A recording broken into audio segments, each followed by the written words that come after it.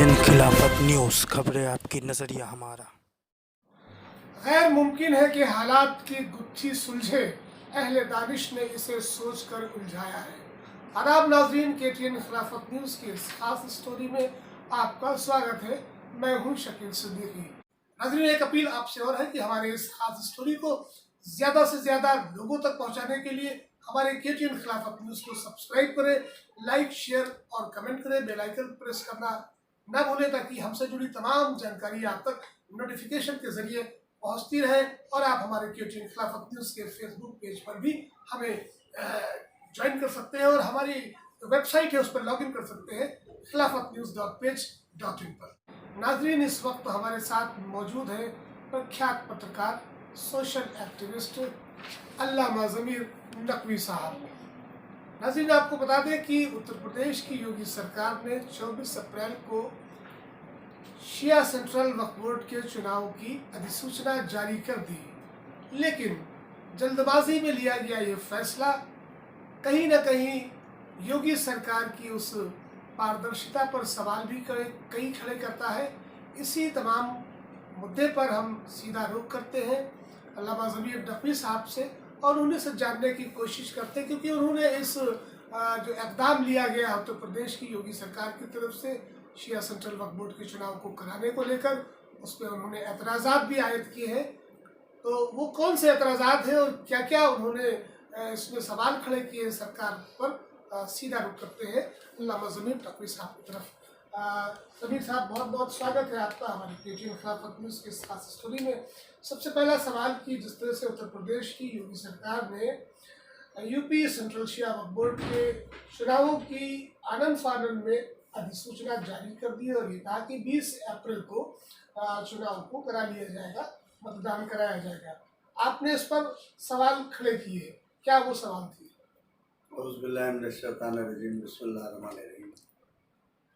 देखिए, मैंने उत्तर प्रदेश शिया सेंट्रल वक्फ बोर्ड को RTI एक्ट के तहत कुछ सवाल पेश किए थे और उत्तर प्रदेश शिया सेंट्रल वक्फ बोर्ड की तरफ से 7 अगस्त 2020 को वो जवाबात मुझे मौसूल हुए। उन जवाबात में ये था कि 37 औकाफ में सिर्फ 2 वक्फ के ऑडिट हुए हैं और 35 औकाफ के ऑडिट नहीं हुए हैं। और कल मेरी सीनियर एडवोकेट जनाब एजाज अब्बास नकवी साहब से गुफ्तगू हो रही थी, तो उन्होंने ये बताया कि जब मैं as a member central Waqf council जांच करने गया था तो 2017 में भी मुझे ये पता चला था कि इन औकाफ के ऑडिट नहीं हुए हैं। तो ये जवाब सुन करके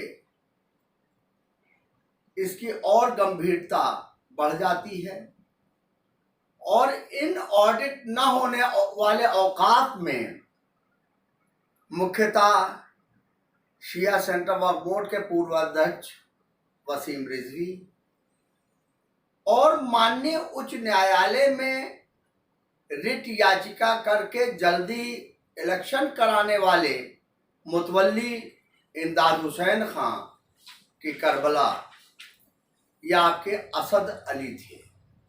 असद अली का भी वक्फ ऑडिट नहीं हुआ है और ना ही वसीम रिजवी का वक्फ ऑडिट हुआ है। इससे साबित होता है कि गंभीर तरीके से और बड़े पैमाने पर वित्तीय भ्रष्टाचार हुआ है।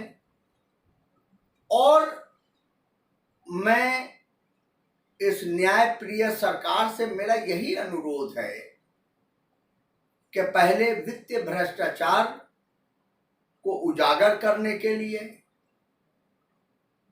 या स्पष्ट यानी यूं पारदर्शिता लाने के लिए उसका ऑडिट कराए सर्वप्रथम और तब तक के लिए चुनाव स्थगित किया जाए, क्योंकि अगर पुराने मुतवल्लियों के तहत वोटर लिस्ट बनती है तो भ्रष्टाचार जस का तस रहेगा, और उससे ये इन लोगों के जीत के आने के बाद से ये प्रबल संभावना है कि उसके साक्ष्य मिटा दिए जाए।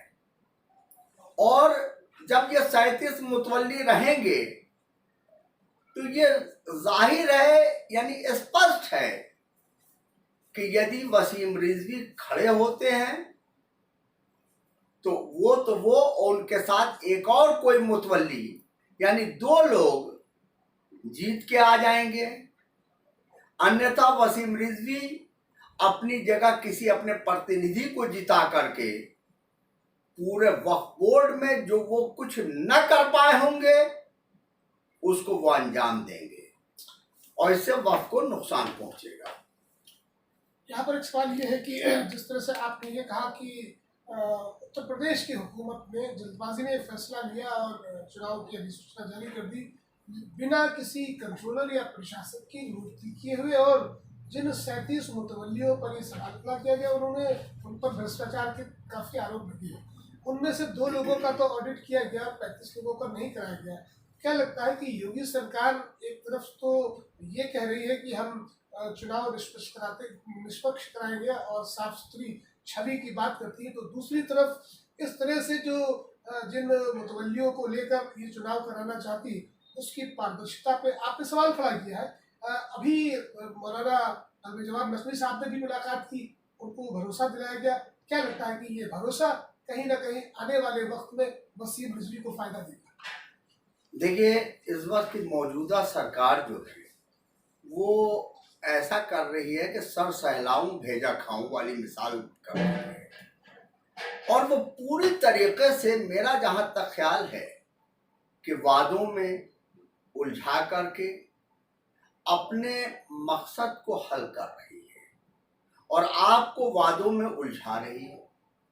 आपने खुद देखा है कि जिस दिन वसीम रिजवी ने कुरान की 26 आयात पर सवाल खड़े किए माननीय सर्वोच्च न्यायालय में, उसी के दूसरे दिन हिंदूवादी संगठन के 2 कार्यकर्ताओं ने 1991 के कानून को, जो 1947 की पोजीशन पर धर्म स्थल बने रहने के थे, उनको चुनौती दिया, और मथुरा और काशी को भी चुनौती दी गई।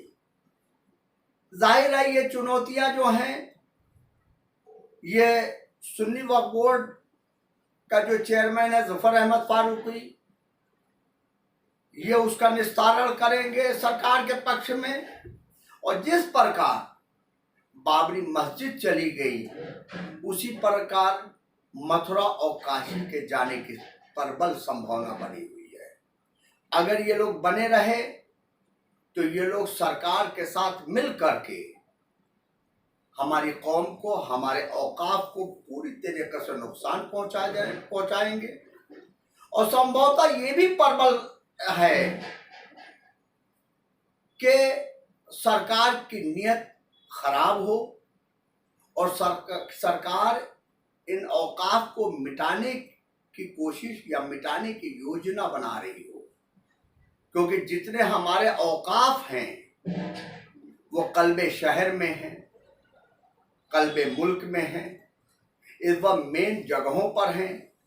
और देखिए, एक चीज बता दूं, नियत यहां से और साबित हो जाती है कि जो यूपी की पर्यटन सूची है उसमें जो 7वां अजूबा ताजमहल है उसका भी नाम गायब कर दिया गया, और बड़े इमामबाड़ा आसिफुद्दौला का भी नाम गायब कर दिया गया है। जब ये कागजी रूप में इन नामों को बर्दाश्त नहीं कर पा रहे हैं तो भौतिक रूप में इस जमीन पर इन स्मारकों को कैसे ये बर्दाश्त कर पा रहे होंगे? हमें तो लगता है कि इनको रात की नींद उड़ी हुई है कि ये किस, यानी ये तो ये योजना बना रहे हैं कि कैसे हम सबको मिटा दें, सारी चीजों को मिटा दें, मुसलमान का नामो निशान मिटा दें। ये वक्फ कैसे जिंदा हैं, ये वक्फ कैसे चल रहे हैं, इन औकाफ पर इन करबलाओं की हयात डिपेंड है, तो इन करबला भाई, इनकी हयात खत्म करने के लिए वक्फ खत्म कर दो, जब इनके वफ का कोई यानी जरिया नहीं रहेगा तो जाहिर सी बात है ये खुद ब खुद खत्म हो जाएंगे। हमारा जहां तक ख्याल है कि सरकार इस योजना के तहत और हिंदू राष्ट्र घोषित करने की योजना के तहत ये सारे काम प्री प्लान तरीके से कर रही है और सहयोगी उसमें वसीम रिजवी और जुफर फारूकी पूरी तरीके से साबित हो रहे हैं। और इसमें अगर हम नाम ले लें कि मौलाना खालिद रशीद फिरंगी महली, तो ये भी कोई गुरेज नहीं कर सकता है कि ये शामिल ना हो, क्योंकि कुछ उलमा की टीम भी इसमें शामिल है सरकार की योजनाओं को पूर्ण करने के लिए। यहाँ पर एक सवाल ये है कि जैसा कि आपने अपने इंटरव्यू में भी कहा था कि भारतीय जनता पार्टी के नेता, मुख्यमंत्री, उप मुख्यमंत्री और संघ के लोग, इनकी पहली पसंद है वसीम रिजवी। उत्तर प्रदेश में शिया वक्फ बोर्ड के चेयरमैन वसीम रिजवी हो।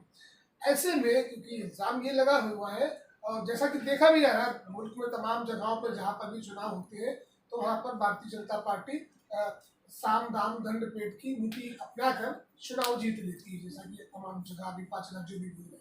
तो क्या लगता है कि ये क्या उम्मीद लगती है कि योगी सरकार में रहते हुए साफ सुथरे तरीके से, निष्पक्ष तरीके से चुनाव हो सकेंगे? देखिए, एक चीज मैं बताऊं कि अभी हाल में एक फिल्म आई थी जिसका नाम था तांडव। तो तांडव फिल्म के आने आते ही पूरे देश में हकीकत में तांडव हो गया, यानी मुख्यमंत्री से ले प्रधानमंत्री तक तांडव करने लगे और सैकड़ों FIR दर्ज हो गई। अगर ये वसीम रिजवी हुकूमत के आदमी नहीं है तो इतनी बड़ी गुस्ताखी जिसने की हो, जिससे पूरे हिंदुस्तान नहीं पूरे दुनिया के मुसलमानों की भावनाओं को ठेस पहुंची हो और सरकार खामोश हो, इससे क्या मैसेज जाता है? जबकि सरकार में मुख्तार अब्बास नकवी भी हैं, सरकार में मोहसिन रजा भी हैं, सरकार में शाहनवाज हुसैन भी हैं, सरकार में बड़े से बड़े यानी मुसलमान हैं, उनका प्रतिनिधित्व है। मगर आप ये बताइए कि किसी के मुंह से 2 जुमले निकले, सरकार का कोई मोर्चा हो, मुस्लिम राष्ट्रीय मंच हो या भाजपा का राष्ट्रीय मोर्चा हो, किसी ने रोड पर आकर के वसीम रिजवी के खिलाफ विरोध प्रदर्शन दर्ज कराया? क्या सिर्फ मौलानाओं की जिम्मेदारी है? भाजपा में रहने वाले मुसलमानों की जिम्मेदारी नहीं है? और हुकूमत तो निष्पक्ष होती है, हुकूमत यानी हाकिम को तो निर्विवाद होना चाहिए। यानी इसके लिए बहुत से उदाहरण हैं कि हाकिमों ने अपने जज्बात और अपने मजहब, जैसे हम बहादुर शाह जफर का उदाहरण ले लें कि बहादुर शाह जफर ने एक फरमान जारी कर दिया जैसे ही उनको ये पता चला कि बकरीद के त्योहार का आड़ लेकर के अंग्रेज हिंदू मुसलमानों में फूट डलवा सकते हैं कुर्बानी को लेकर के, तो उनका एक फरमान जारी हुआ कि रोजे बकरीद कोई भी व्यक्ति भैंसा लुका या छुपा कर ज़बह करता हुआ मिल गया तो उसे तोप से बांध के उड़वा दिया जाएगा। ये सब 1857 तो पहले का यानी फरमान है। आज की सरकार क्या कर रही है? आज की सरकार होती तो इसमें और आग लगाती, यानी डिवाइड एंड रूल पर ये सरकार चल रही है। वसीम रिजवी भाई, इस वक्त RSS को बोलने की कोई ज़रूरत नहीं पड़ रही है, सारा काम वसीम रिजवी कर रहे हैं।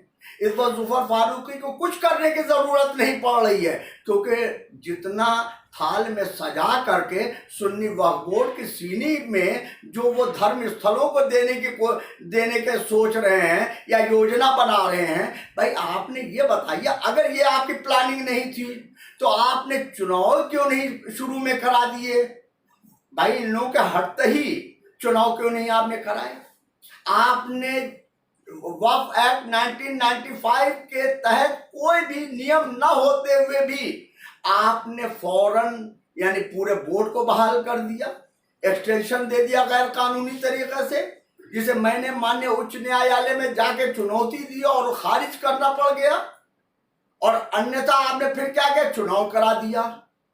और हैरत की बात यह है कि जिनको आप जुफर अहमद फारूकी, सुन्नी वक्फ बोर्ड और शिया वक्फ बोर्ड को आप एक तरफ 11 अक्टूबर 2019 में आप अपना यानी नोटिफिकेशन ला रहे हैं सीबीआई जांच करने के लिए, यानी इनको भ्रष्ट और चोर मान रहे हैं, उन्हीं को पुनः जिताकर आप ला रहे हैं और उसके बाद से फिर दूसरा चुनाव करा रहे हैं। अरे आपको कम से कम ये सोचना चाहिए, इसकी तो गरिमा रखते कि अपना आपने जो नोटिफिकेशन सीबीआई जांच का किया है उसकी तो आपको गरिमा रखना चाहिए थी कि उस वक्त तक आप न इलेक्शन कराते जब तक के सीबीआई जांच का कोई निष्कर्ष सामने ना आ जाता। जो दोषी होते हैं उनको आप जेल भिजवाते, उसके बाद से दोनों औकाफ के चुनाव कराते। मगर आपको तो 2022 खिसकता नजर आ रहा है। आप उसकी योजना, उसको जीतने की योजना के तहत आप सारा काम कर रहे हैं। इसीलिए सरकार घबराई हुई है कि कैसे इसका चुनाव करा दे, वो चाहे सुन्नी वक्फ बोर्ड का चुनाव था या शिया वक्फ बोर्ड का चुनाव है। यानी आप ये समझ लिए कि 37 यानी 35 मुतवल्लियों का, 35 औकाफ का ऑडिट नहीं हुआ है और वित्तीय घोटाले हैं उनमें, और आपने चुनाव की घोषणा कर दी। एक सवाल आपने बहुत बड़ी बात कर दी कि मोहसिन रजा का नाम आपने लिया। मोहसिन रजा हुकूमत में एक दर्जा भी रखते हैं और एक ओहदा भी रखते हैं। जब वसीम रिजवी ने कुरान शरीफ की आयतों को लेकर इस तरह से जो हरकत की और सर्वोच्च न्यायालय में PIL दाखिल की, सभी उलेमाओं ने उस पर अपने रद्द-ए-अमल जाहिर किया, लेकिन वसीम रिजवी को, मोहसिन रजा को छोड़कर मोहसिन रजा की तरफ से न तो कोई ऐसा बयान है। तो क्या लगता है, वसीम रिजवी और मोहसिन रजा दोनों एक ही थाली के चट्टे बट्टे हैं? देखिए, वसीम रिजवी पर जहां तक आरोप है कि इसने वक्फ बेचे हैं, तो वसीम रिजवी ने अपना कोई जाती, अपना कोई खानदानी वक्फ नहीं बेचा है, मगर मोहसिन रजा ने अपना जाती, अपना पैतृक वक्फ 2757 वक्फ नंबर 2757 वक्फ आलिया बेगम सफीपुर का इन्हीं ने बेचा है। और तमाशा तो ये देखिए कि इनकी नानी 3 बहनें थीं। 3 बहनों में शाहजहां बेगम और सैयदा बेगम ये पाकिस्तान माइग्रेट कर गई और आलिया बेगम यहाँ रह गई। तो शाहजहां बेगम और सैयदा बेगम की जो जायदाद थी वो तो शत्रु संपत्ति हो गई। इन्हीं ने शत्रु संपत्ति को भी वक्फ संपत्ति बना करके इन्हीं ने ठीक वही काम किया जो आजम खां के लिए वसीम रिजवी और जुफर फारूकी ने थाली सजाई थी। वो मोहसिन रजा ने वसीम रिजवी के जरिए उस वक्फ बनाया और वक्फ बना करके इन्हीं ने बेच दिया।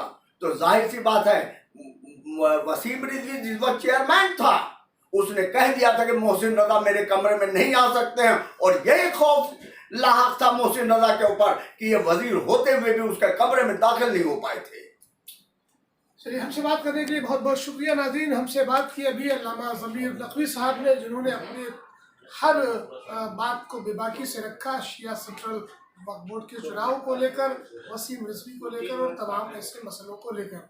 नाज़रीन, इस ख़ास स्टोरी में फ़िलहाल इतना ही। आखिरी शब्दों में हम आपसे बात करेंगे कि जिस तरह से अंग्रेज़ी में कहावत कही गई, एक्सेस इज़ एवरीथिंग बैड, यानी ज़्यादती हर चीज़ की बुरी होती है। और हुकूमत उत्तर प्रदेश और हुकूमत हिंद जिस तरह से लगातार ज़्यादतियों पर ज़्यादतियाँ करती जा रही, तो उसके लिए सिर्फ एक अल्फाज कहकर अपनी बात को ख़त्म करता हूँ कि विनाशकाले विपरीत बुद्धि। तो जो समय चल रहा है, जो वक्त चल रहा है, वो सबके साथ है, सबके सामने है।